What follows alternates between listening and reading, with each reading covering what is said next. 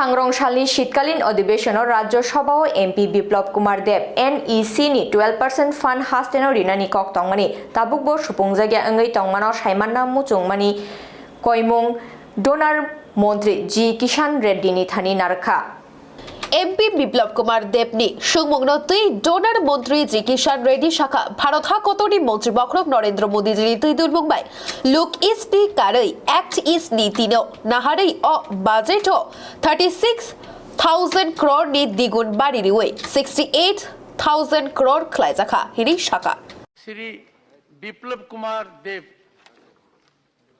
महोदय, मैं आपके माध्यम से मंत्री जी को पूछना चाहता हूं, जो NEC के जो मूल टोटल फंड है और उसकी राज्यभर मिनिमम त्रिपुरा को 12% देने की प्रावधान है, तो वो 12% त्रिपुरा राज्य को क्यों नहीं दी जाती और मंत्री जी को इसके बारे में जानकारी है क्या नहीं? Honourable minister. अध्यक्ष जी, बिल्कुल पूरे गवर्नमेंट ऑफ इंडिया के द्वारा जो जितने भी NEC का बजट होते हैं उसमें 30% चेयरमैन सर हम जो बैकवर्ड एरियाज के लिए एलोकेट करते हैं। जो बचे 70% में उसमें 40% 60% स्टेट्स को देते हैं। उसमें सही बात है, त्रिपुरा को 12% एलोकेशन करते हैं एज पर पॉपुलेशन। जरूर 12% पॉपुलेशन के हिसाब से त्रिपुरा को मिलता है। जो स्टेट गवर्नमेंट जितना प्रोएक्टिव रहते हैं, हमारा प्रोजेक्ट जितने भी देते हैं प्रोएक्टिव कंप्लीट करना चाहिए। नया प्रोजेक्ट के लिए स्टेट गवर्नमेंट के द्वारा प्रपोजल होना चाहिए, इंप्लीमेंटेशन और एग्जीक्यूशन भी पूरा स्टेट गवर्नमेंट ही करना है।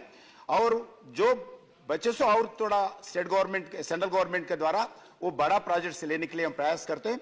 हम कोई डिस्क्रिमिनेशन नहीं है, ना त्रिपुरा हो ना अरुणाचल प्रदेश हो, पूरा तरीके से नॉर्थ ईस्ट को डेवलपमेंट करने के लिए भारत सरकार पूरा कमिटमेंट के साथ काम करते हैं। मैं एक ही आपको बताना चाहता हूं सर, जो नॉर्थ ईस्ट में जब हमारा सरकार मोदी जी सरकार के नेतृत्व में जो सरकार आए हैं, जब बजट था अध्यक्ष जी 36,000 करोड़ का बजट था। अभी इस 8 साल में उसमें बढ़कर अभी ये साल टोटल 68,000 करोड़ का बजट एलोकेशन हुआ है। इतना डिफरेंस है। 4 साल में जो काम जितने हुआ है इंफ्रास्ट्रक्चर में हो, रोड सेक्टर में रोड कनेक्टिविटी हो, ट्रेन कनेक्टिविटी हो, एयर कनेक्टिविटी हो और आकर में वाटरवे कनेक्टिविटी हो, including chairman sir political connectivity, क्योंकि इनस्टेबल गवर्नमेंट्स रहते थे नॉर्थ ईस्ट में। अभी नरेंद्र मोदी जी प्रधानमंत्री बनने के बाद पूरे स्टेट्स में एक स्टेबल गवर्नमेंट आया। डेवलपमेंट के बारे में हेल्थी कंपटीशन आया। पहला हेल्थी कंपटीशन नहीं रहते थे। अभी पूरे चीफ मिनिस्टर्स हमारा स्टेट आगे बढ़ना चाहिए, हमारा स्टेट विकास के रास्ते पे जाना चाहिए, ऐसा एक हेल्थी कंपटीशन डेवलपमेंट में हो रहा है।